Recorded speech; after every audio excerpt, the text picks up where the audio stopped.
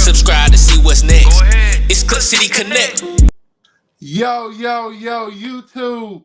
What is the deal? It is your guy, Tjay Anderson. And I want to welcome you guys to another episode of Clutch City Connect. And on today's episode, we have my main man here. You know what? I'm not even going to say your name. It's too much gold on that name. I'm going to let you introduce yourself, my man. I'm Barry Jones, current graduate assistant and player development coach with the Creighton Blue Jays. Future Big East championships this upcoming season. So very blessed and honored to be able to do this with you, man. Hey, and from the Clutch City Connect family, from myself and Aaron, it's a blessing that you even decided to come on, my man. And we're definitely appreciative of you coming on. But with that said, my man, let's get into it. So I want to get into your coaching journey, right? So you've had a unique path from playing at Cleveland High in Seattle and St. Augustine University to the NBA with the Spurs, and back to the prep and AAU scene, and now as a graduate assistant and player development coach at Creighton University. Can you walk us through the key moments and turning points in your coaching journey? Uh, I would say, man, just the willingness to learn and grow. Um, Starting out, my first ever coaching job was with San Antonio. So I got introduced to a way of how to do things at a high level, that also kind of mimicked how I wanted to be as a person in general, especially in the space of basketball. We see it clear as day now with how that team or organization, may you have it, is more like a college program where you have a strong quote unquote alumni presence. And it's not just the guys who are hanging in the rafters. You've got guys that used to play there that are involved in every facet of basketball, whether it be commentary, doing local radio, or guys being on the coaching staff, guys doing beat writing and covering the team locally, um, and then their coaching tree speaks for itself, man. It's impeccable. And then the fact that you got another fellow 206 Seattle born raised dude leading that team right now is speaks volumes to it. So it was just a phenomenal experience. And then being under a guy like Quinn Snyder, who's another Seattle guy. Um, he was real big for me in terms of learning the game. Brett Brown, who was there at the time, um, he was actually the one that called me and told me, "Hey man, you need to consider doing this after my career was done." And then another guy from Seattle, Chad Forcier, his player development coach.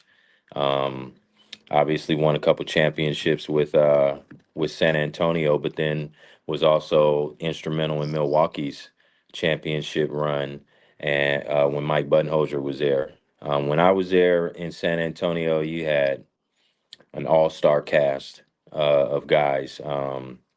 Pop was still coaching. RC Buford was under what's my guy? No, I'm tripping. I said that backwards. RC Buford was the GM, but then you had Sam Presti there too, as the assistant GM. Ime Udoka was also in a general manager front office role at the time. And then you had Brett Brown, Mike Budenholzer, Quinn Snyder. Jock Vaughn was at the end of his playing career, so he was kind of making that transition into coaching, but he was still playing at the time. Just a lot of dudes, man, that was there to be able to learn from them. So So, you got to learn from the best of the best, and that's a blessing within itself to even start off with the Spurs and understanding, man, it's a 1 in a million shot to be in a position like that, man, and that's an act of God. and not to go, into that realm, but sometimes you can't help but to say it. No, it definitely is. And then to be able to be under guys like that's from the same area that knows the area, and like Mitch Johnson and Hmm. Brett Brown, right? Like to be able to have those guys as a um, mentor and to help you get to where you are now is absolutely amazing, man. It's wonderful. Well, yeah, So, real quick, man. Mitch wasn't there when I was there. oh, Mitch Uh, wasn't there. nah, I'm way older than Mitch. Mitch was probably still in middle school or high school. I'm 45, man. Mitch is might be, I don't know, what is he, like 37, 38 years old? He's young. He's a young Yeah, guy. he wasn't there when I was there. It was Quinn, it was Brett Brown, Chad Forcier. Those were the three guys, man, that really poured into me. And like you were saying, it was still true to it. It's just wrong person. Chad and Quinn are both from Seattle, so you know, Chad started under George Karl when we had the Seattle Sonics out here. So yeah, I mean there was a strong Washington presence there, and them guys took me under their wing. Man, that's a blessing. That's a blessing, man. So I want to ask this as well, my man. So, what was the biggest lesson you learned as a player that you now try to pass on as a coach? Oh man, uh, biggest lesson. There's no separation with what you do on and off the court. Um, and I'm more or less speaking to how you live your social life. Um, that I mean that matters a great deal. I never I can say I never really compromised my play, but then obviously at the same time you do when you're partying or whatever the case may be. I wasn't like a drinker or a smoker or anything like that when I played. I never missed a practice. I never missed a basketball game or anything like that. But, I did drag my feet as a player in the classroom a little bit, you know. So things like that, man, just, totality matters to a great deal. Absolutely, absolutely. So, with saying that, when it comes to totality, how did growing up in Seattle shape the way you approach the game and player development? Man, I ain't really start playing until I was like 16, man. So it wasn't, you know, my Seattle experiences were different, 1 through 15. We had a little, as a family, we had a little short stint living in Oakland. And then we moved around a lot too.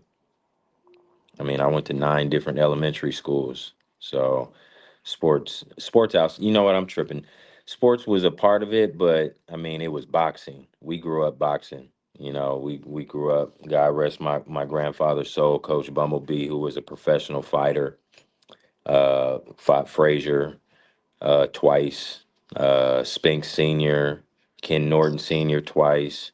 I mean, he had about 60 bouts. So boxing growing up in our family was the number one sport coming up. And then I ended up growing taller than everyone in my family. No one on my dad's side of the family is taller than 5'5". So me being 6'2", it just, I kind of gravitated towards hoop. And I mean, when I came up, man, I came up at my first year of basketball at Cleveland High School was Jamal Crawford's return from California to Rainier Beach.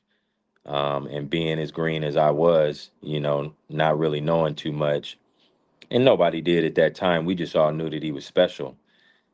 He was just 6'6" skinny kid that was doing some crazy stuff, and he kind of sparked uh, an explosion, so to speak, from a notoriety perspective.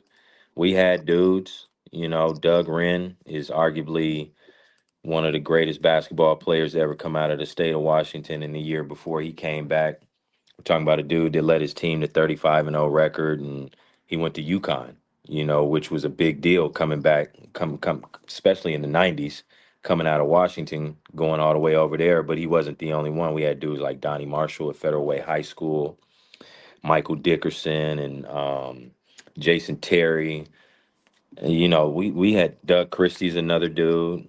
Um, we had a lot of guys, man. So Jamal was like, he had that perfect timing, and I was able to kind of ride that wave, you know, and get a little bit of notoriety. So the Metro League was real deal, and we had a high level of competition. So it shaped a great deal, and then we got a chip on our shoulder up here too because we're in the corner and we don't get a whole lot of action, which is why I still say to this day, you know, we pound for pound we might be the best state with producing pros that end up being real deal dudes, because anyone that comes out of Washington ends up being an all-star at least one time in his NBA career. There aren't very many that haven't.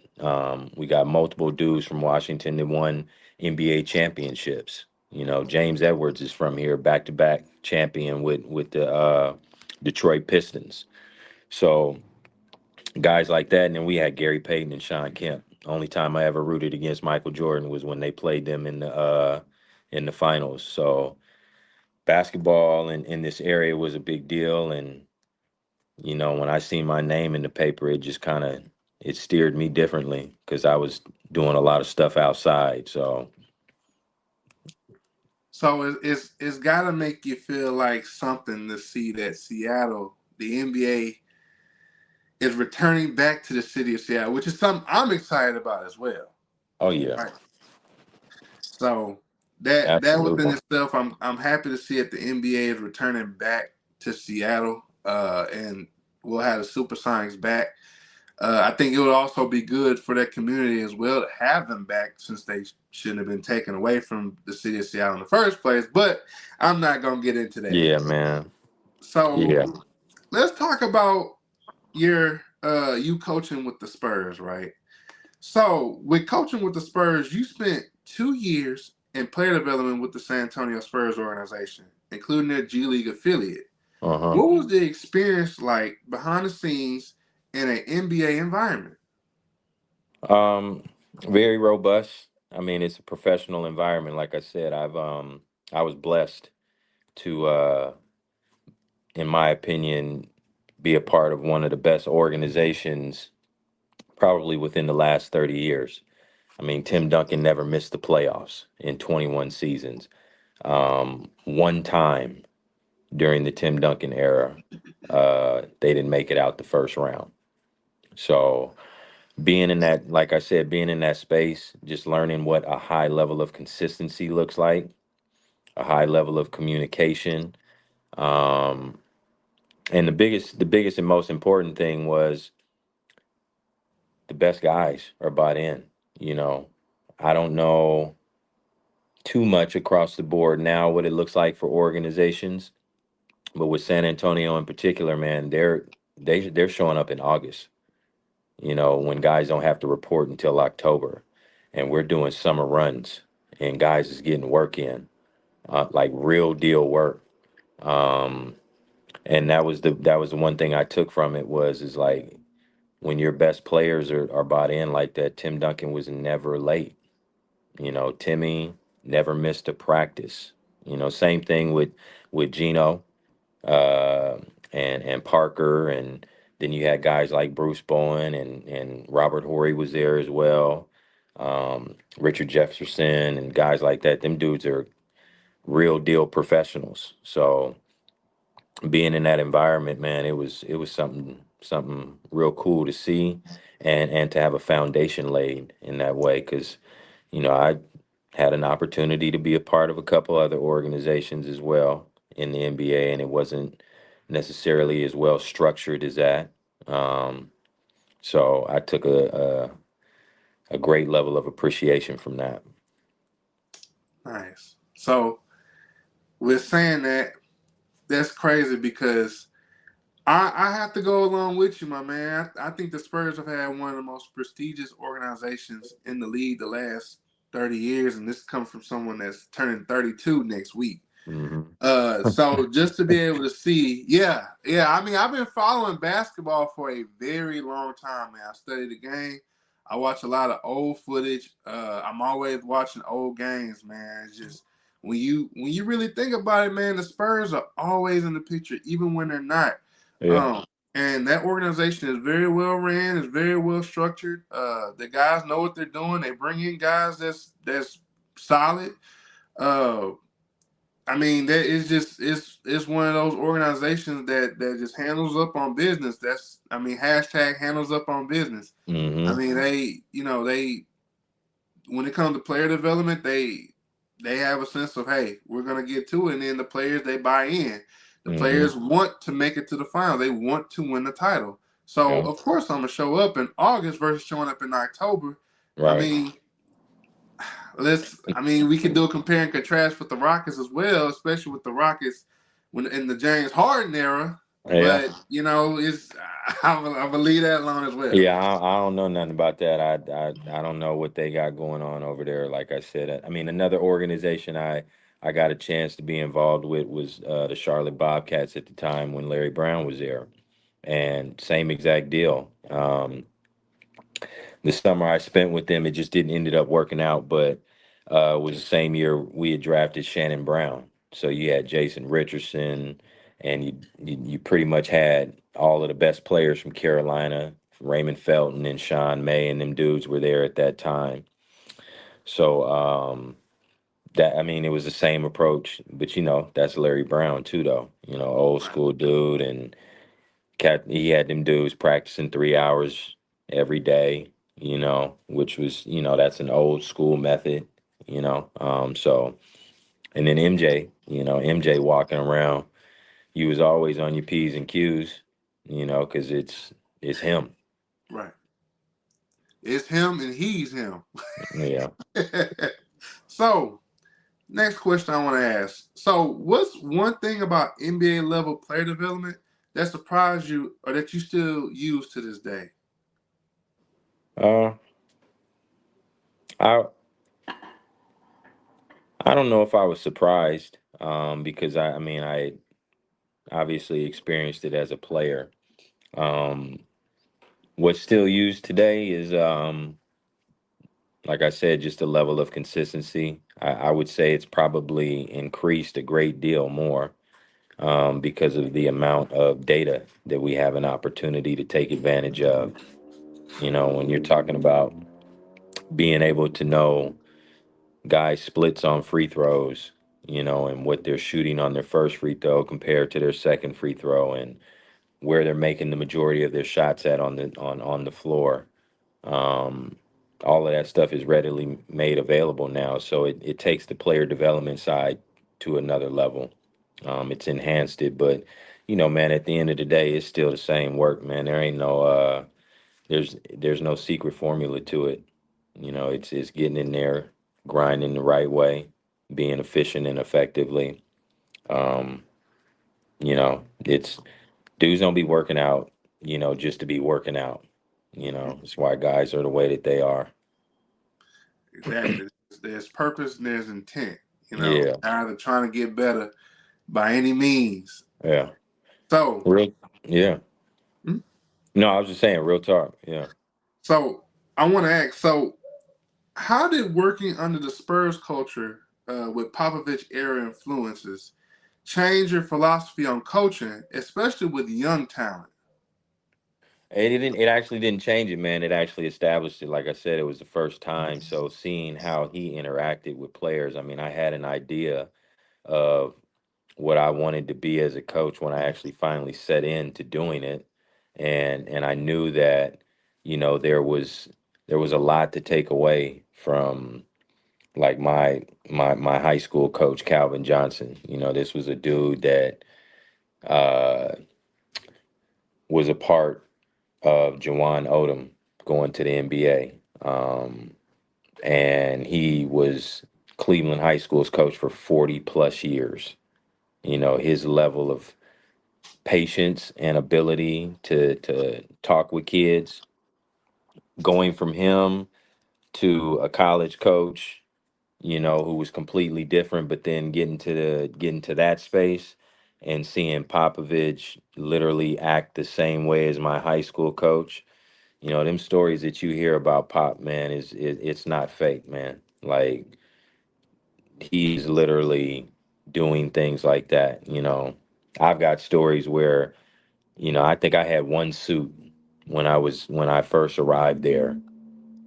Within that first week, I had five, and didn't know that they came from him. But it was something that he did with the guys that were lower on the totem pole, because he knew that, hey, guys aren't making a whole lot of money, feel good, look good type of thing. And, I mean, it wasn't nothing crazy. It wasn't no Versace suit or anything like that. But I mean, I mean, they were suits, and we had options, and it didn't come out of our salary. It didn't come out of our stipend.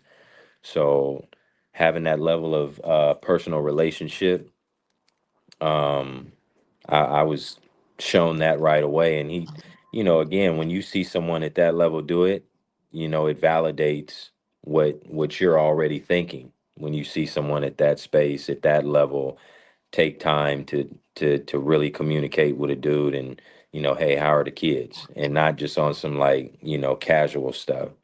Dude knows everybody's kids' names by first name basis.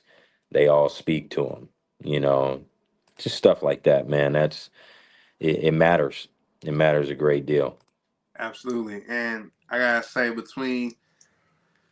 when it comes to young talent, you have to be able to be in a position, not just for yourself, but also for them, to cultivate them in ways that ensures that they grow mentally, physically, emotionally, and even spiritually. But especially when it comes to basketball, just making sure that they're getting their reps in, that they're getting their shots in, that they're Hmm. working on their game consistently. Because a lot of times we see the talent, and they might not Hmm. see their potential, but we do. So we do all that we can, especially as a player development coach or a skill development trainer, or whatnot, a trainer or whatever, to bring the best out of that player as much as you possibly can, with knowing that they'll also work on their game outside of the thing that you show them or give to them. Because we can give them the fruit, like they say, you can take the horse to the water, but you can't make them They drink make it, them right? drink it. Yeah. So we have to be able to put them in a position where they can be cultivated, but they have to cultivate themselves as well. And then when it comes to Popovich, man, I think that's a very stand-up guy to be able to take care of the guys that's under him, no matter how far down he has to go, to make sure you went from having one suit to five. That's a very remarkable story, my man. So speaking of stories, are there any memorable stories of players you worked with closely during your time there with the Spurs? Oh yeah, man. My man Alonzo G. He was our first pick in the G League draft that year. Kid out of Alabama. Got a chance to, help him get called up multiple times, and then he ended up sticking in the league for a while. Curtis Gerald's out of Baylor University, left-handed guard. Um, Damon Dwayne Jones, remember Big Dwayne Jones from St. Joe's? Um, just a rebound monster. Got picked up by Phoenix. Marcus Williams, who was drafted by San Antonio, and was a good friend of mine. Watching him and being a part of his journey, like I said, he was a friend of mine too. Another Seattle dude. He was actually the reason I got an opportunity to even be in a position for them to consider me for their team as a player on the G League side. And then he's also a major reason why I was there and able to get an opportunity to be a coach. So dudes like that. And then remember Dewan Blair from Pittsburgh. Yes. Got a chance to work with him a lot. Obviously, everyone who can remember his career, I mean, he was a monster in the Big East. Was. Averaged a double double. Just didn't have no ligaments in his knees, so his career was cut short. I developed a really good relationship with Bruce Bowen to a point to where his wife used to make the best cookies in the world for us. That I mean, it was amazing. And then obviously the few times where there was maybe a handful of times where I got to maybe be the point guy working out with Gino or Tony or Timmy or something like that. Didn't happen too often, but being involved in the workouts and being able to see how they worked, like I said, man, that stuff kind of just took coaching to a whole nother level for me in terms of how to move. For sure, man. That's remarkable to be able to work with all these players and to add that to your repertoire. But also, it's not even the fact that you adding this to your repertoire. You're building a relationship with these guys on a personal level, and I think that's something that's extremely important when it comes to it. Because when it comes down to the nitty gritty, and say you're going for a Creighton, you have somebody that speak out for you, like, "Hey, he's a great development coach, but I'll tell you this." He's a great person as well. I can tell you Hmm. stories for days on how he did this and did that. And I think that's extremely important when it comes down to the nitty gritty. So next, I want to talk about coaching AAU and prep basketball, right? So during your time, you built serious success in the AAU and prep world with BFL Prep, developing 63 plus D1, D2, D3 NAIA players in recent years, including number one overall pick from a couple years ago, Paolo Banchero. What does it take to build a competitive prep and AAU program like that? Let me help you with my guys. With my guy's name is Paolo. Paolo Banchero. You said, say that again. Well, I'm sorry. Ask me the question again. What was it like developing him? Yeah, what was it? What did it take to build a competitive prep and AU program like that, and then to be able to be in a position to develop a lot of these guys, including Paulo Banchero? Well, first part, I'll answer. I'll go backwards. I'll start with the Paolo stuff. I can't take a great deal of credit for developing him. Um, that belongs to Mike Knight, Michael Knight, and the Seattle Rotary community, Daryl Hennings and guys like that, Dan Finkley. Them guys started something up here that exposed basketball to a whole nother level.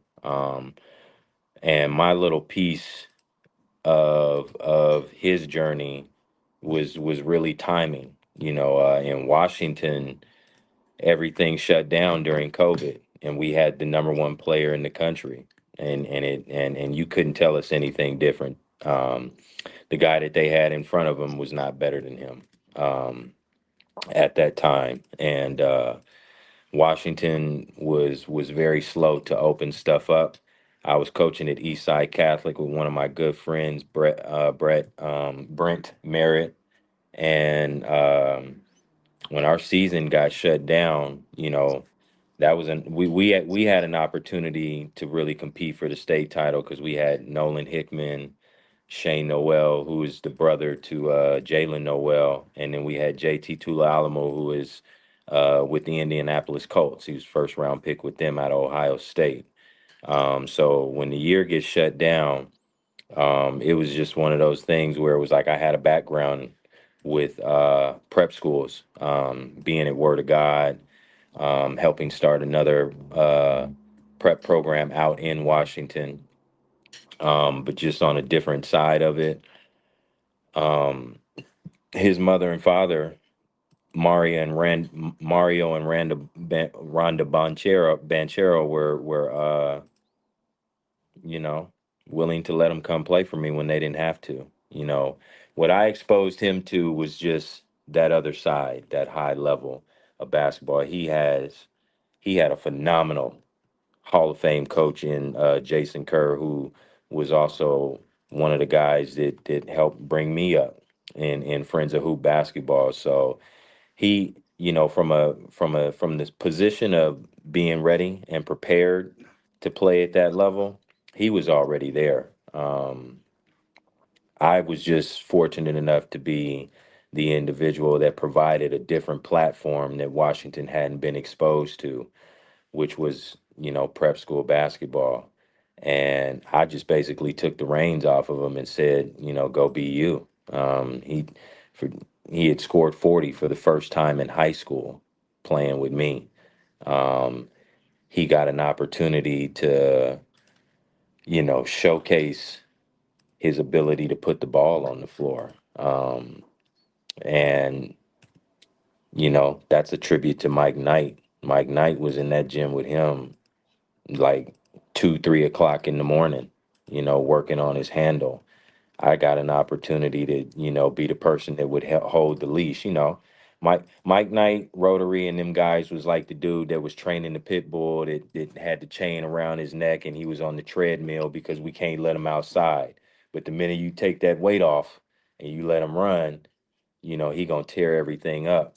And that was me. I got an opportunity to let him loose. So him and there were other dudes too. Darian Williams, that was at NC State and Texas Tech, for that Elite Eight run was on that team.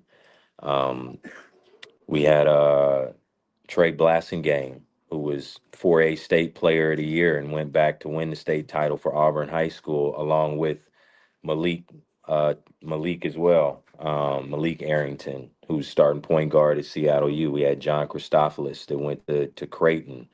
We had Wayne McKinney, who just finished up at San Diego State. Braden Smith was at Gonzaga. We had dudes on that team, and he finally got an opportunity in a high school setting because he got it on the AAU side, but he finally got an opportunity in a high school setting to have dudes around him where hey, you can't triple team me because if you do, boom, I got John Christophilus in the corner. Shane Noel is 6'6" playing point guard for us. Go ahead and double him if you want to. So that just opened things up for him. And that's where I got to draw the line with that.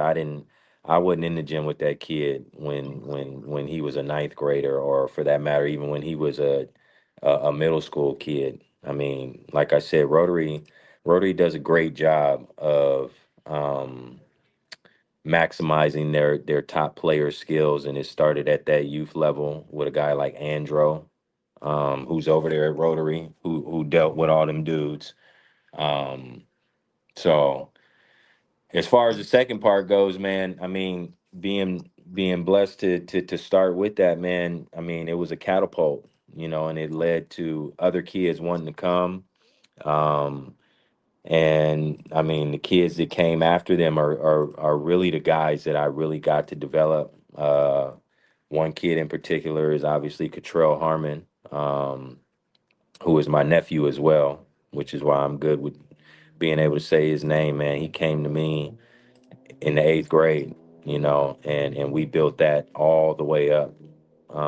So them kids really that came after him and all of those guys, they were the foundation, and it allowed us to have a name in the prep world. I'd like to believe that my character as an individual made that a little bit easier too, with people wanting to you know, give me a push in the back and allow me to be successful in that space.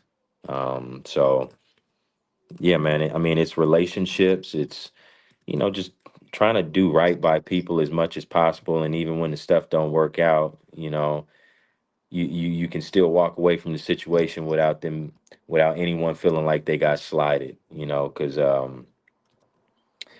mean, I ain't been good with everyone, but can't nobody, say I, did some slimy stuff to them. If it just didn't work out, it didn't work out, and that's the main thing. There's other people that can do it, and maneuver in the gray area and still have a level of success.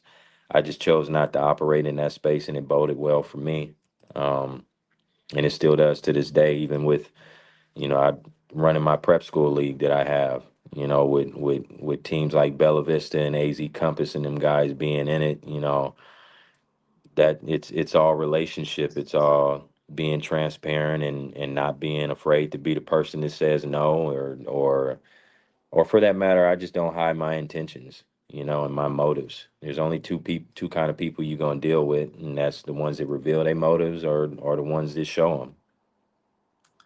Man, that's game. That's game right there, man.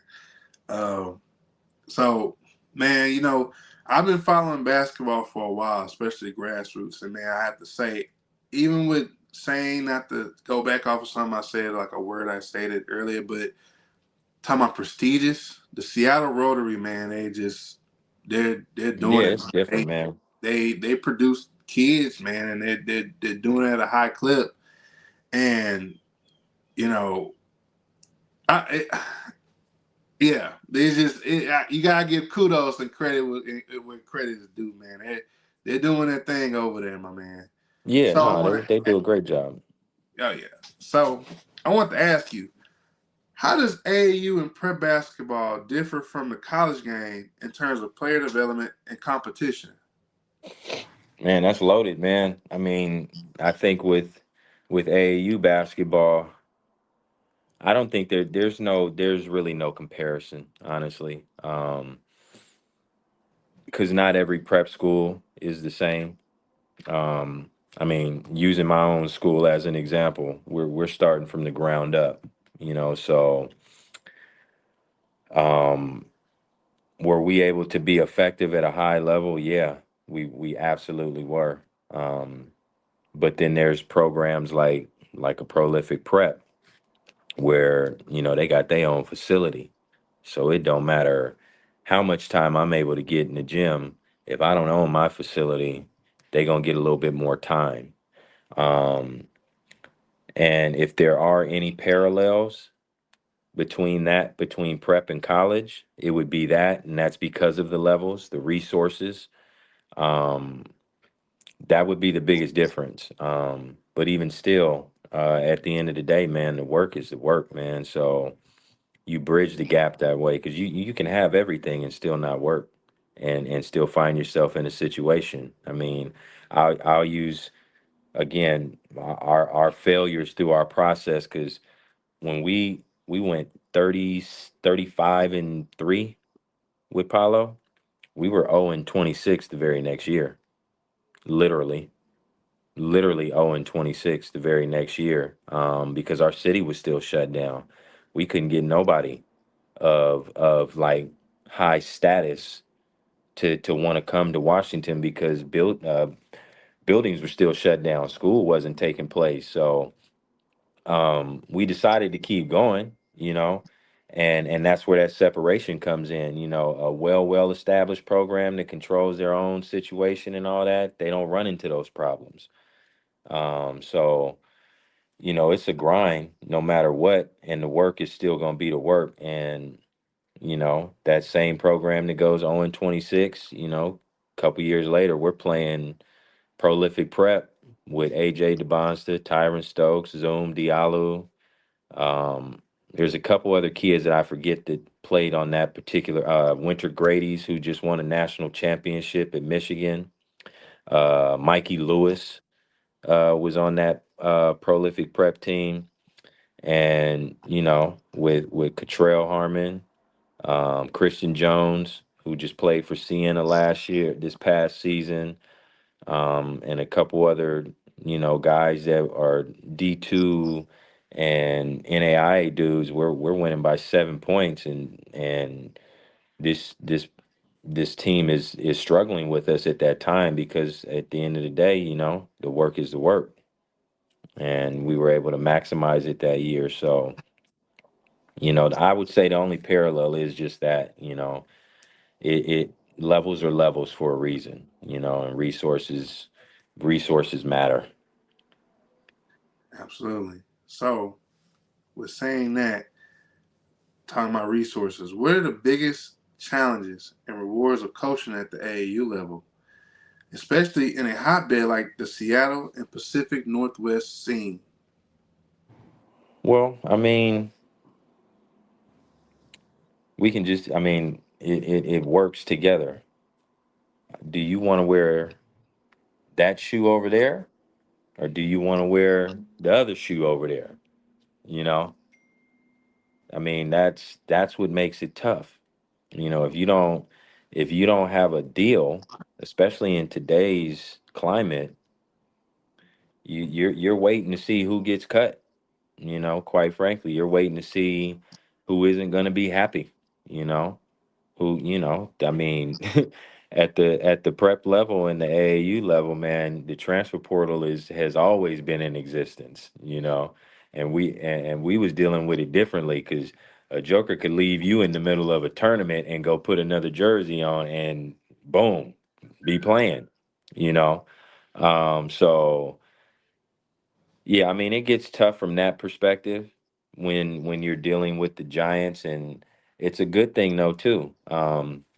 Because there's enough pie out there for everyone, and there's enough slices for everyone to be able to have a seat at the table and still develop. And truthfully, if it is about them dudes, and I mean all the kids, then you'll find out what you're in it for. But there's no knock against that, man. We want that competition.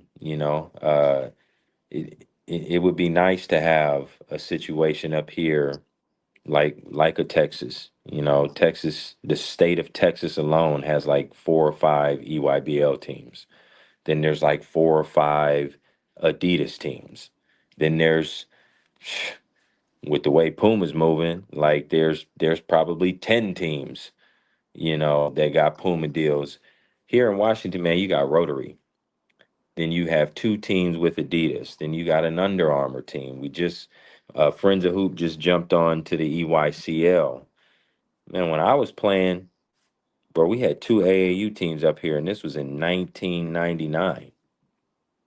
I mean, you think about the way AAU basketball was in the South at the time. If you didn't make an AAU basketball team up here, you was at home chilling, working on your game. So there's good and bad to it because obviously you can water it down, and there's a healthy balance. I feel like Washington has that. I think we might, need maybe 1 or 2 more opportunities because I mean, when dudes out here, man, make it, we're them dudes, man. Like like I said earlier, man, when our guys make it out of here, man, we could just run a list of names that he's a dunk champion multiple times. The 3-time dunk champion is from the state of Washington, and he's 5'9". We've got a total of 5 dunk championships in the state of Washington alone at the NBA level because Zach's got 2 of them. So just that alone. And then you got dudes like Jason Terry and Jamal Crawford and James Edwards, Deadlift Shrimp played at the University of Washington. I mean, there's just dudes that have came from out of here. Mitch Johnson is a coach with the San Antonio Spurs, but guess who else? Doug Christie is from Washington as well. He was Sacramento Kings head coach. Curtis Borchardt from East Lake High School, who went to Michigan State. Like John Brockman, we've had dudes for real come out of here, and when we make it, we make it. So if it's a situation where we can have 1 or 2 more teams, and it's getting that way too. Isaiah Thomas with what he's doing out there, him and his boy with Slow Grind, getting that Adidas deal, and what they're doing is on an uptick. We got an Under Armour team up here with Seattle Select Basketball. Elite Prep has an Adidas deal out here, and we've got Puma teams. So our kids more and more are getting the exposure necessary for them to be able to come out of here and succeed. Man, I gotta say, when it comes to the jumping around, I've seen it. I've seen kids go from playing with the Gulf Coast Blue Chips, who's with Under Armour, to going and playing with the Houston Hoops, and then playing with TJ Ford, and then playing with JL3. And Yes, I mean, they dude, you just they named jump like around. 5. You named 5 EYBL teams right there. You ain't even said Drive Nation, you Yeah, know, that's Dallas. like and Houston Hoops. Like y'all got so many down there, man. It's crazy. So Yeah, it's a hotbed, man, and it's crazy because those are just the premier. teams. Yeah. Those aren't even like the under teams that are trying to get to that point, man. Yeah.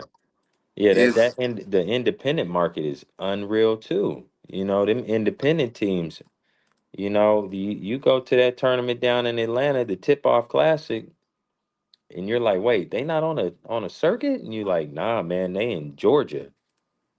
Oh, okay, I get it.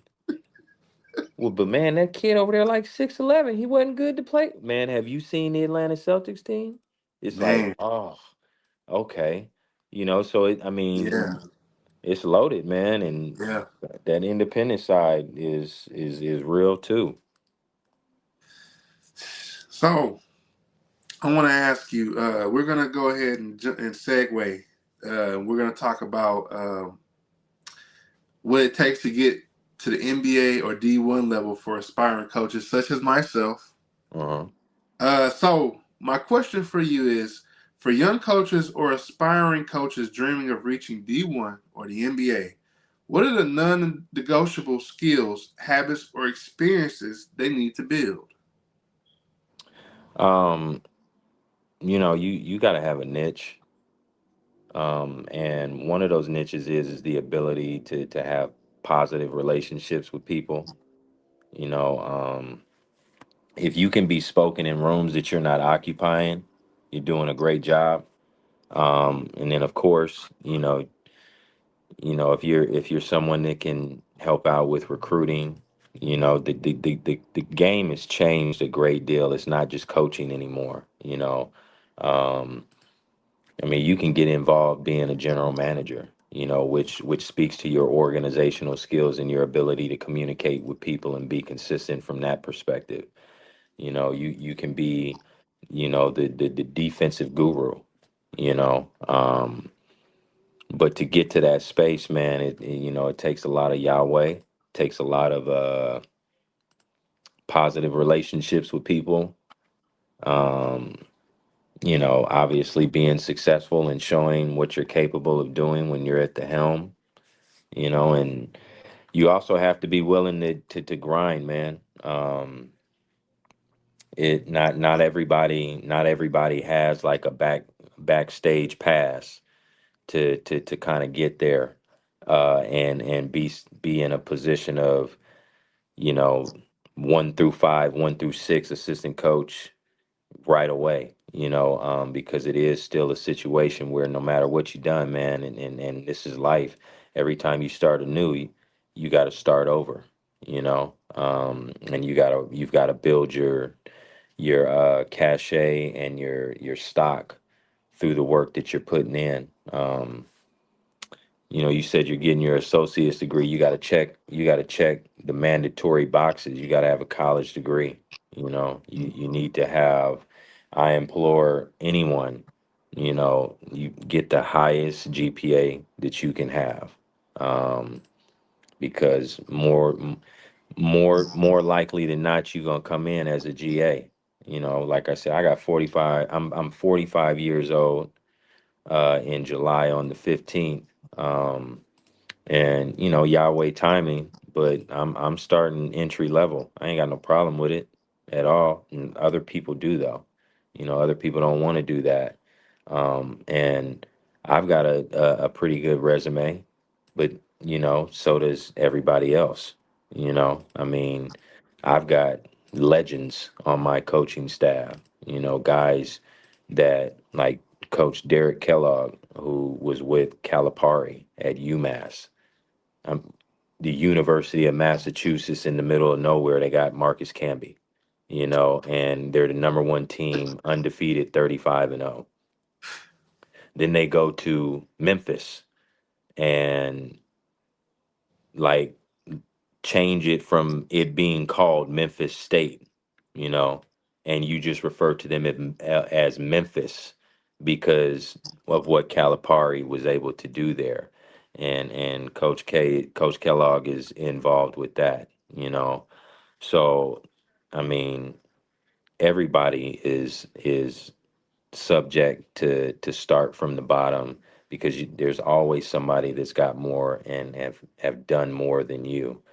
Having humility, being able to say, Um, I'm not good at it.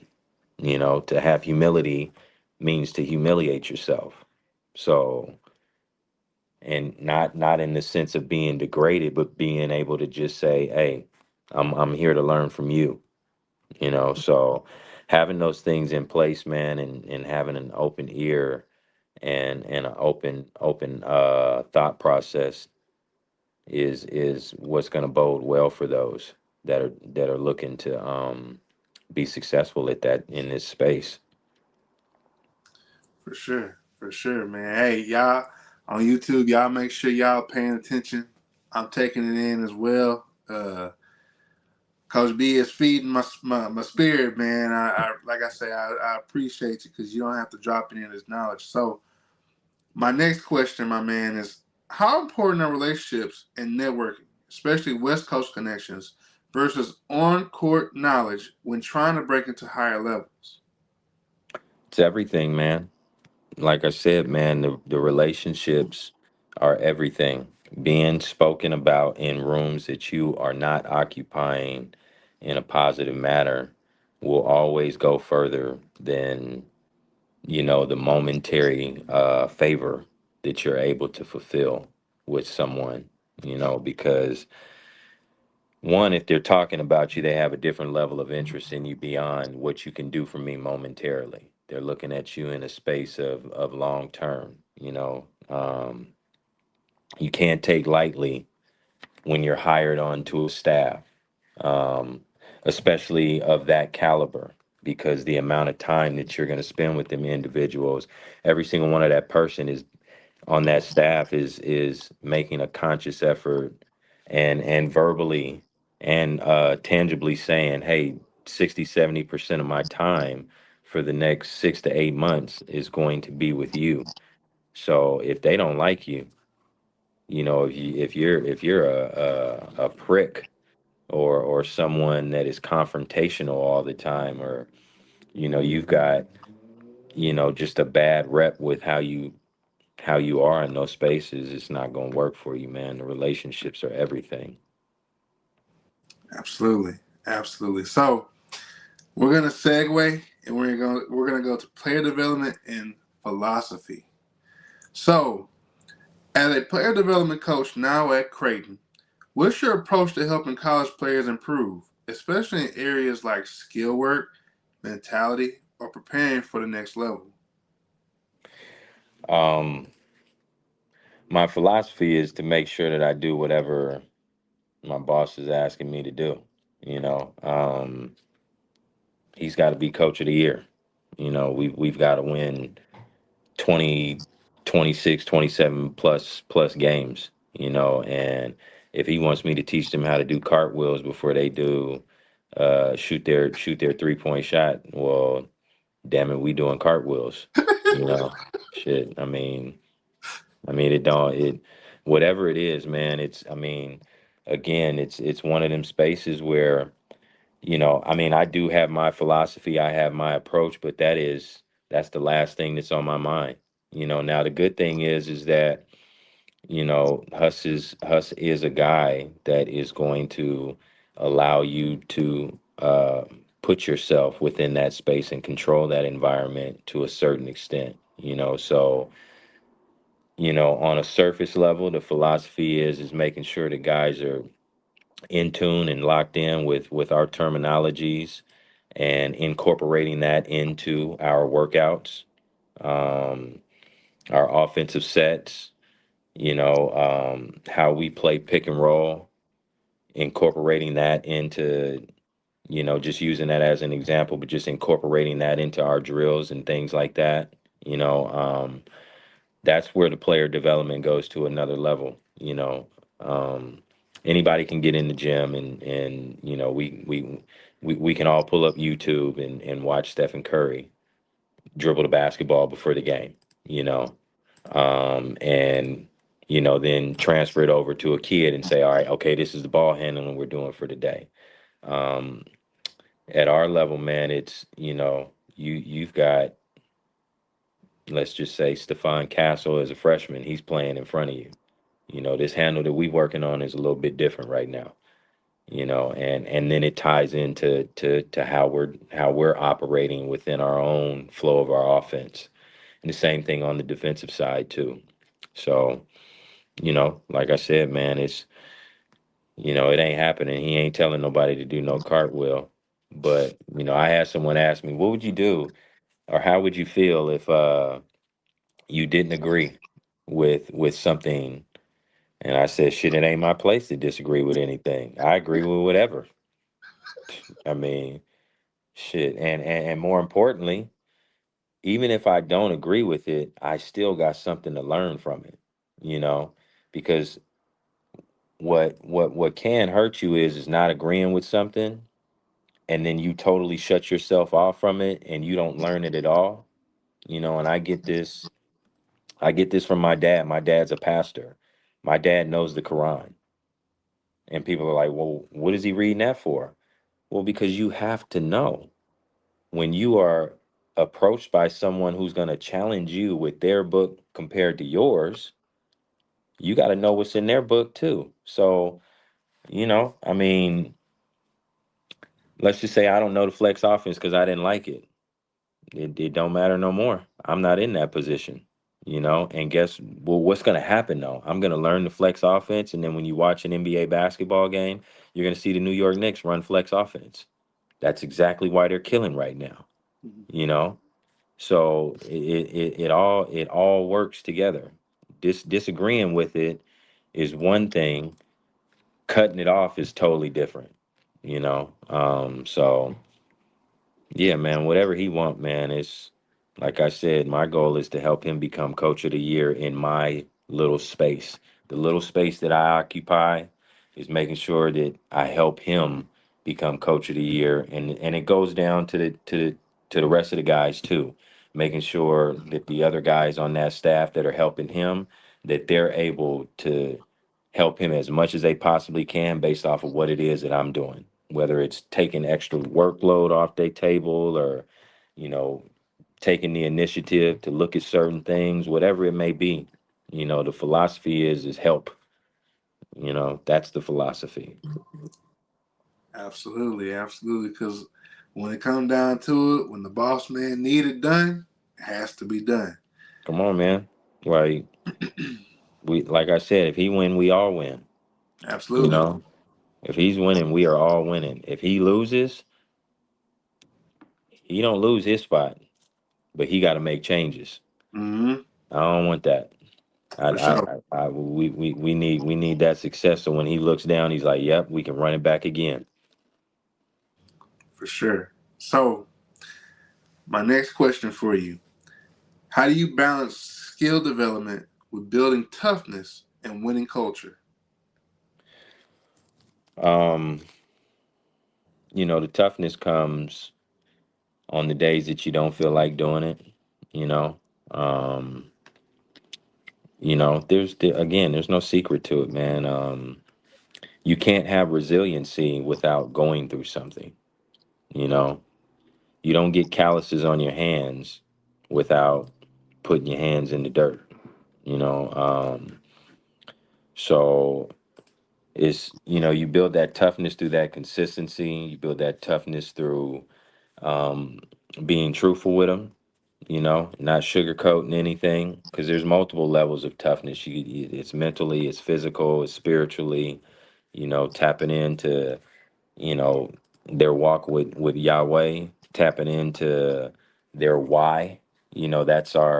That's one of our biggest things is making sure these guys understand what the why is, because this generation wants to know why. you know if we asked why, our ear was ringing. you know that's just how it was.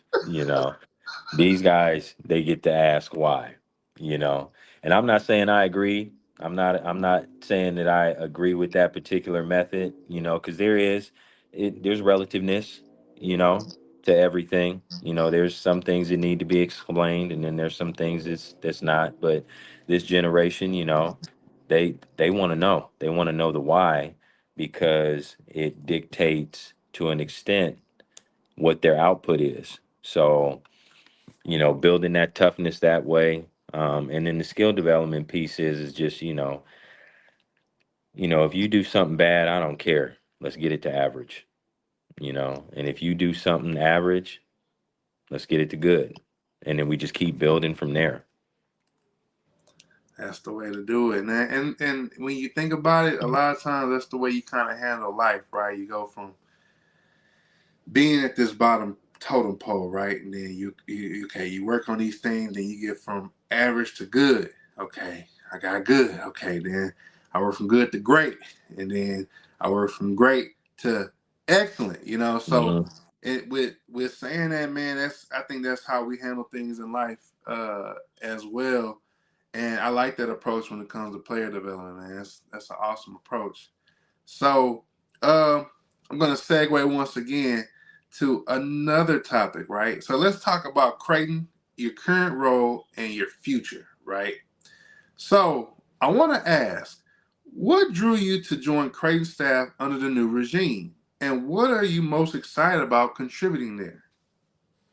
I mean, that the staff the and when I say staff, let me be specific. The men's basketball coaching staff, and then the administrative staff there, the level of support from the community, um, all of those things make it very, very exciting and easy to step into that space. It has the same feel and same ideologies as a San Antonio Spurs type of organization.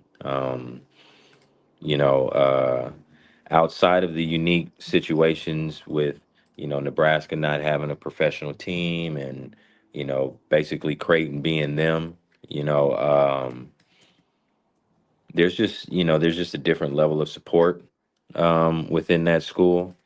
I mean, it speaks volumes to, I mean, you think about it, Dana Altman came from there, Doug McDermott. And when you think about Doug, and going there because his dad is there and his dad is there for 17 years.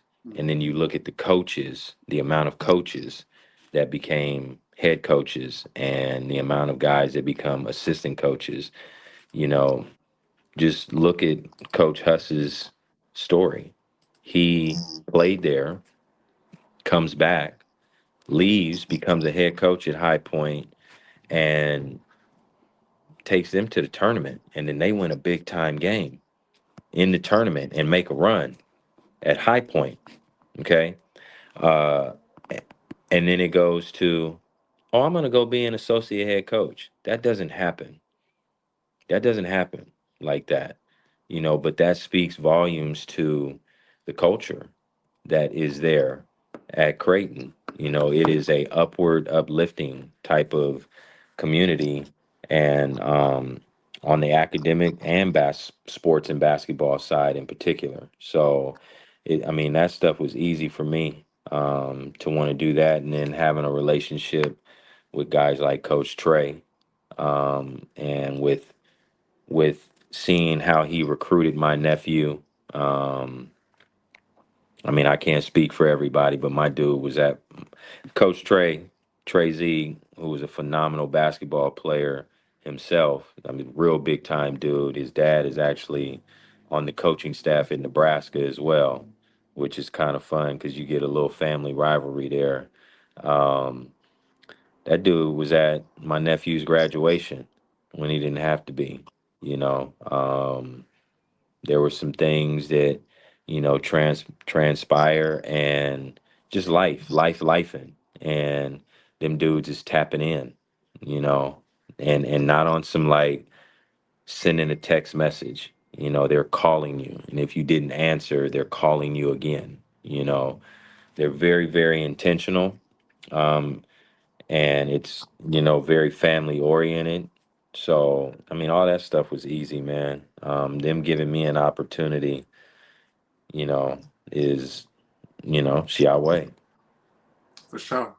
For sure. At the end of the day, not only is it Yahweh, but it's also just this opportunity, man. This opportunity. for Coach Huss to be able to go back to Creighton and be able to lead, and I mean, what he did with High Point was phenomenal. Hmm. It was outstanding, and it shocked a lot of people. But you gotta understand when it comes to March Madness, anything goes on the court. Yeah. And if you have a solid game plan, the thing about it is with High Point, I know with Kim coaching them and looking at film, I know he was paying a lot of attention to just the detail of what teams do on the Hmm. other side of the court.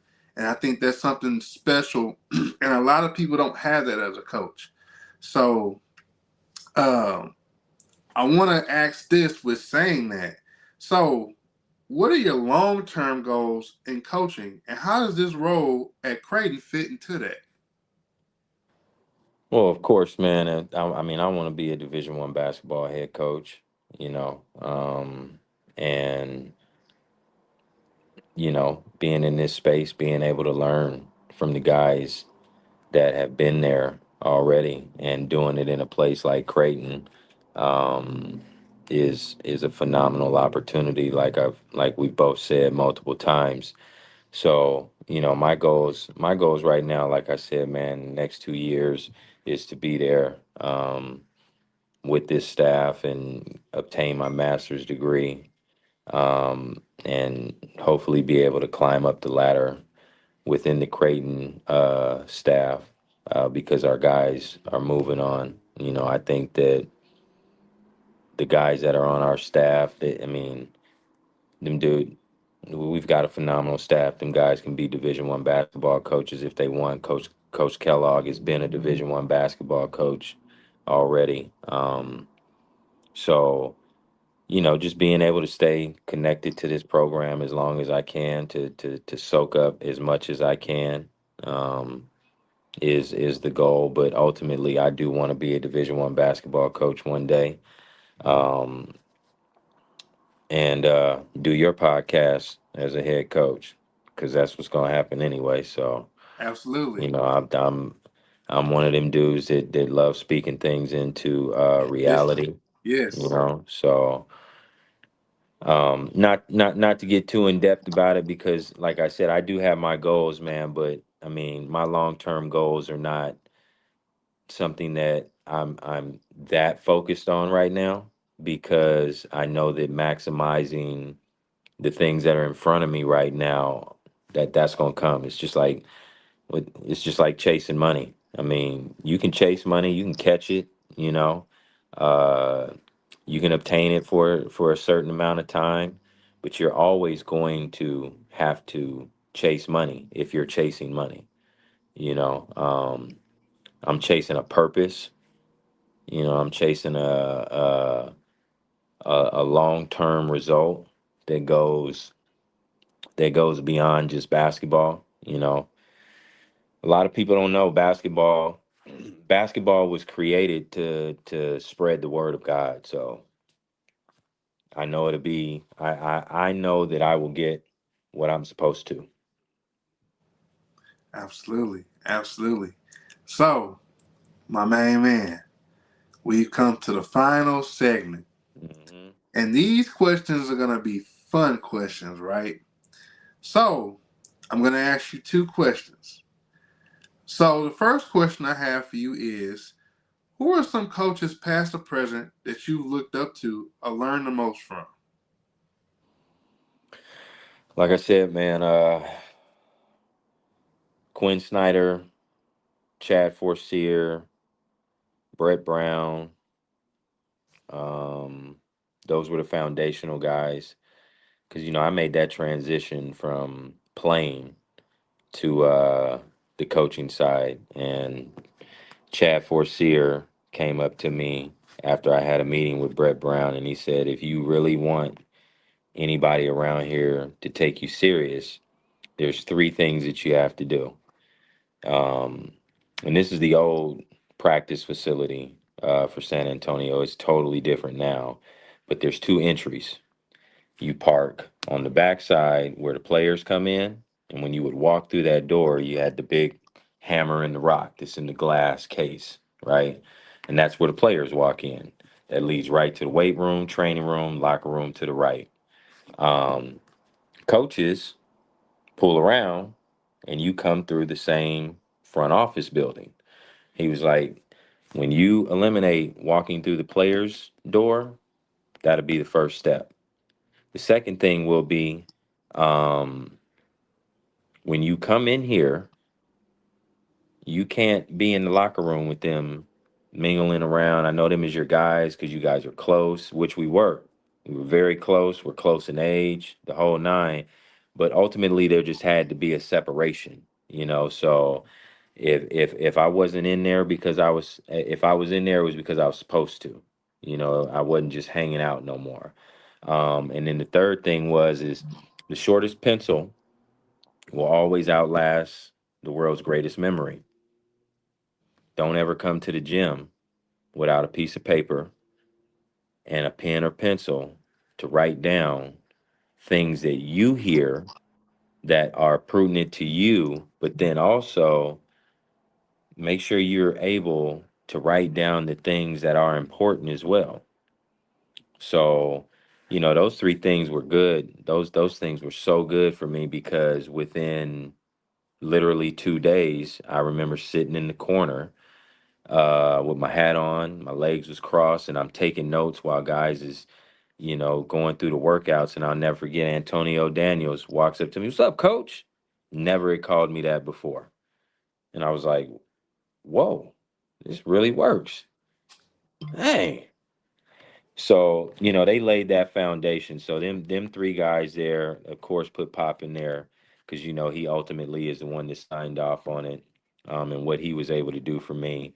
Um, then guys like Brent Merritt, Eastside Catholic High School, learned a great deal from him. He's still coaching over there. He's produced a lot of dudes. Nolan Hickman, who went to Gonzaga University, and like I said, JT Tulalamo. I might be messing up my guy's name, but he was the number one tight end in the country, but then also one of the best basketball players at the same time. Jacob Coffey, who's at USC right now, played for him as well. He's got a state title over there, man. He's a UW standout basketball player too. Skyline High School, Oakland native. Just a world of knowledge. Um, then there's let me see, a lot of AAU coaches, battling with AAU coaches, learning certain things.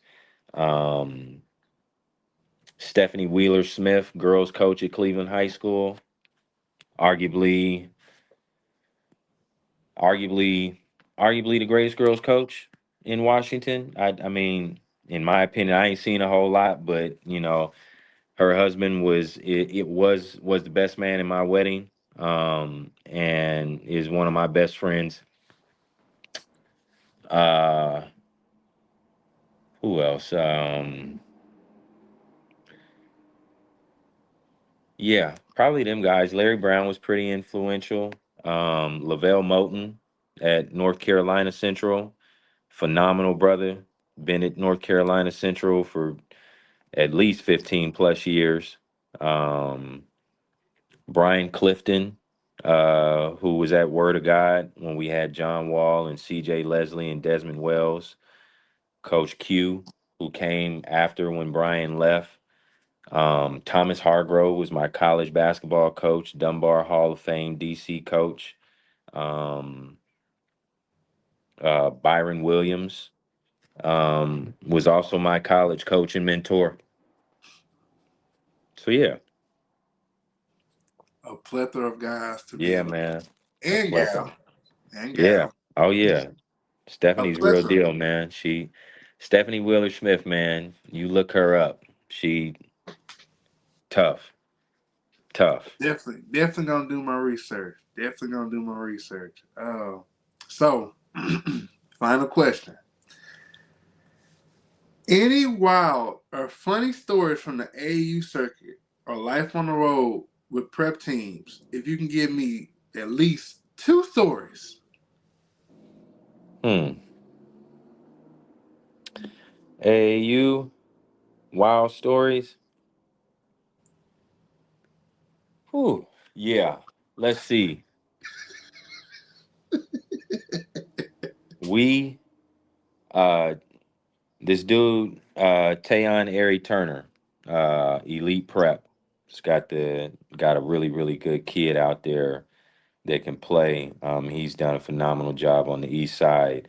Um, Julian Augusto, who went to LIU.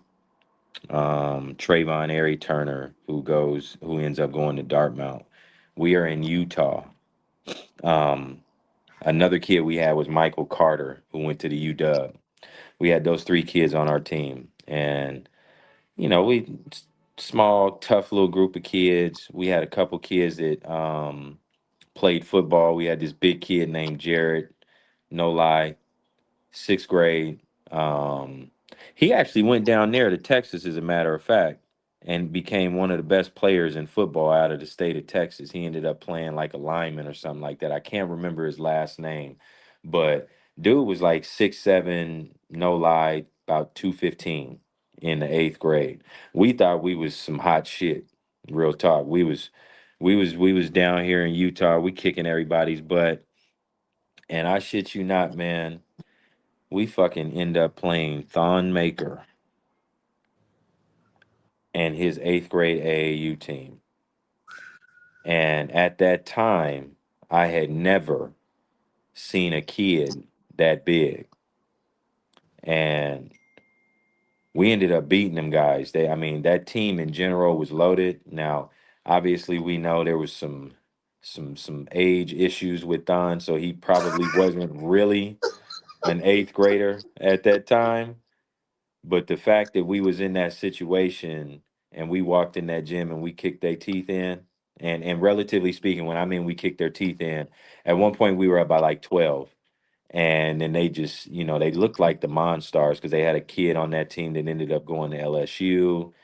Uh, and they were a bunch of Louisiana kids. So I don't know where they all ended up, but we ended up beating them guys. Now, what made the story crazy is how active they was ready to get down after taking the L. And it's like, yo, this ain't really the move right now, okay? Because we all gonna end up going to jail in the middle of Utah, okay? This is back in like 2011, okay?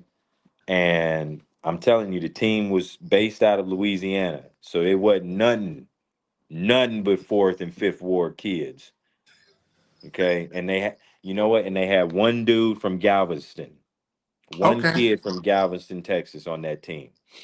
But everybody, I'm not trying to colorize nobody, but everybody dark skinned, okay? Everybody dark skinned, right?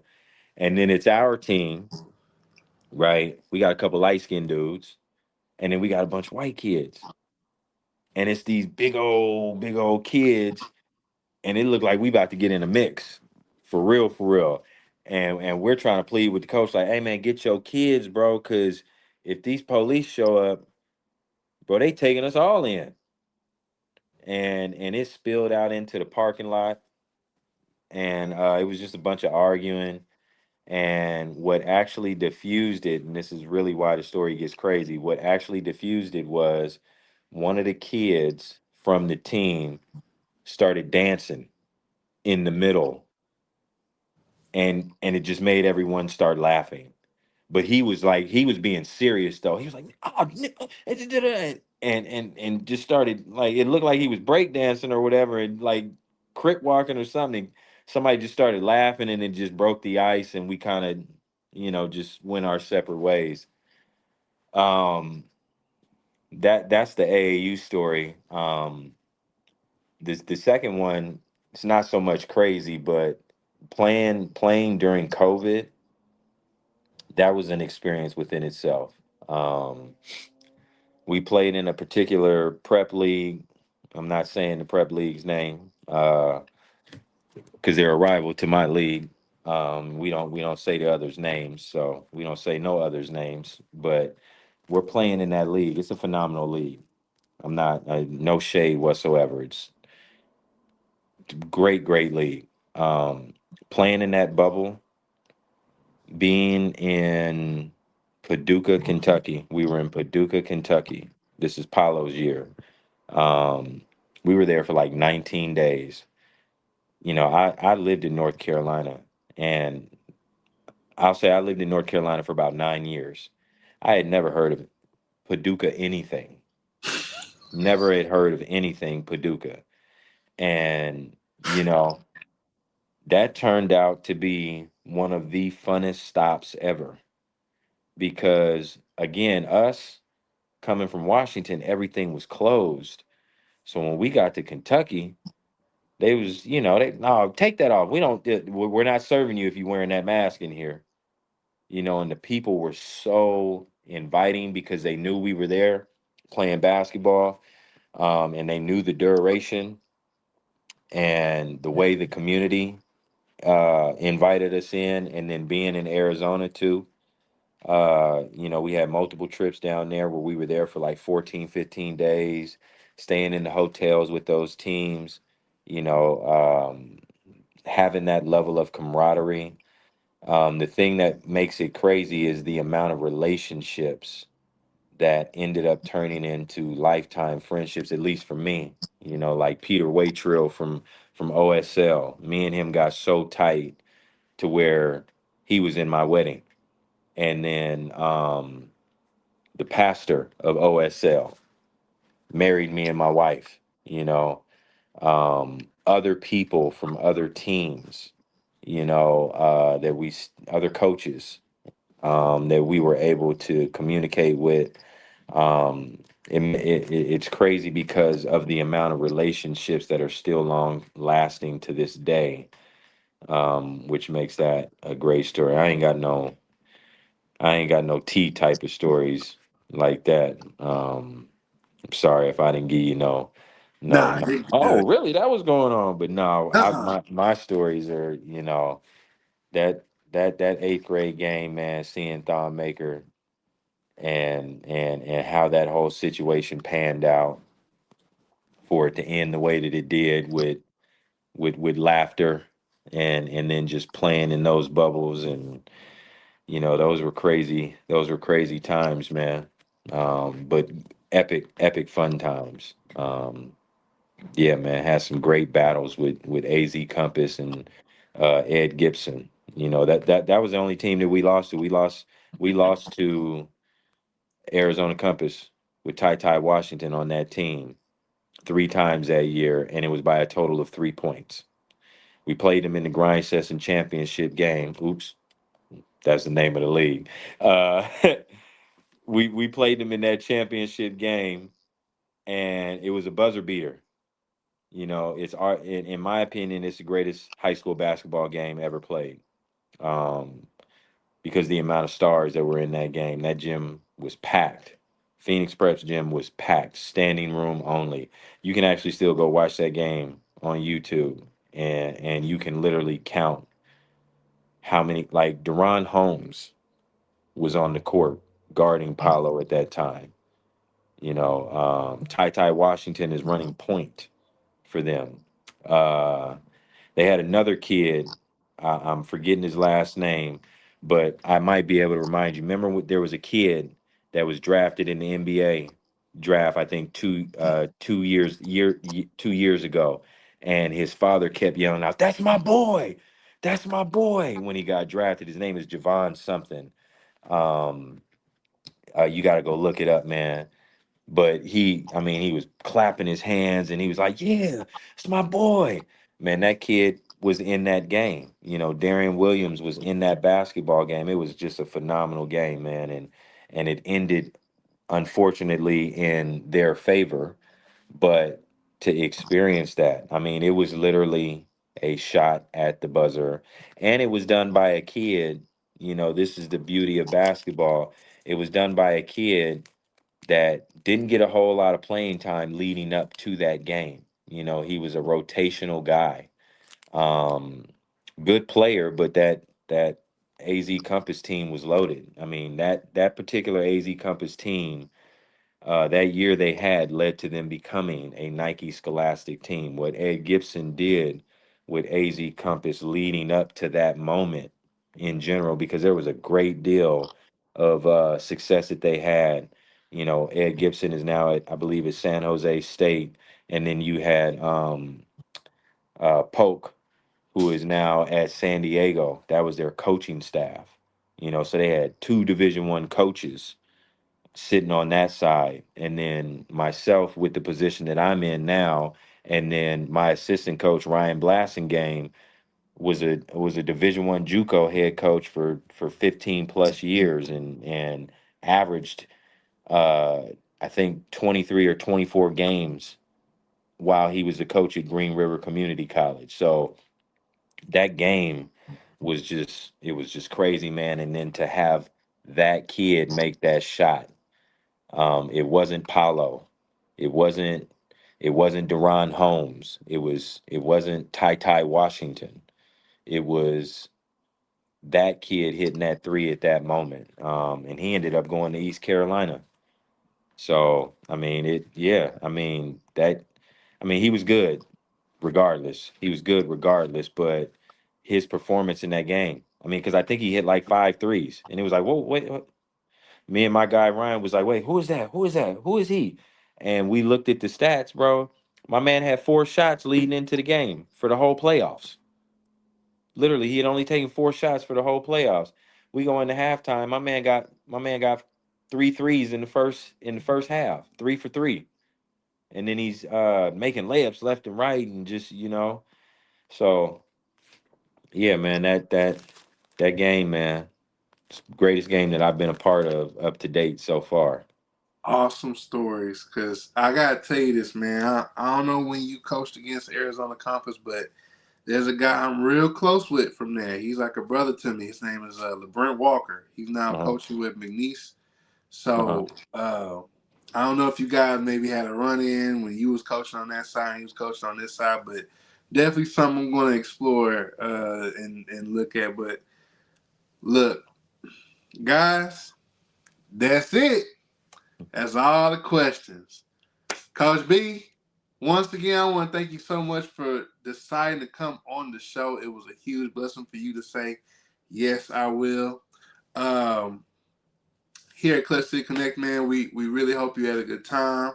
And like I said, once again, we appreciate you for coming on. Guys, listen, make sure you guys like, comment, and subscribe. Coach B, if you don't mind, let the people know they can find you on social media. Oh man. Uh Jones Legacy on Instagram is my last name, Jones __. And then that's on my Instagram. You can find me on Twitter, or X, I'm sorry. I hate calling it X, but it is. That's what it is. And that's just Coach B Jones on there. And then also go follow the NSPA, which is a prep school league that I started 5 years ago. We're stepping into year 5. I'll be passing the responsibilities off to someone here pretty soon, man. But a lot of great teams in that league. Compass, CIA, Bella Vista. You got Anthem Prep out of Utah, Colorado Prep, Western Canada Prep, Albuquerque Prep with Brandon Mason Jr. I don't know if you're familiar with him. He's a big time prospect. Um, a lot of great teams in the league, man. A lot of great teams. Faith Family plays in there too. Iowa United. We got a high level group of teams. EOP, my man Ant Willis out of Houston, down there with you, empowering others. One of the best prep schools in the Houston area, doing it the right way. Go follow that page on X and on Twitter, the NSPA, man. A lot of great kids that you know are playing at a high level. We got kids ranked in the league as well. Guys that you're gonna see at schools, guys that we looking at, as college coaches to help further our programs to the high level of talent, man. You guys tap in with both of those league handles. Make sure you guys tap in, tap in, tap in. Be sure to give this channel a follow. And make sure you give my main man a follow. This is your guy, Tjay Anderson. This is my main man, Coach Jones. And we want to say peace. Appreciate you, bro.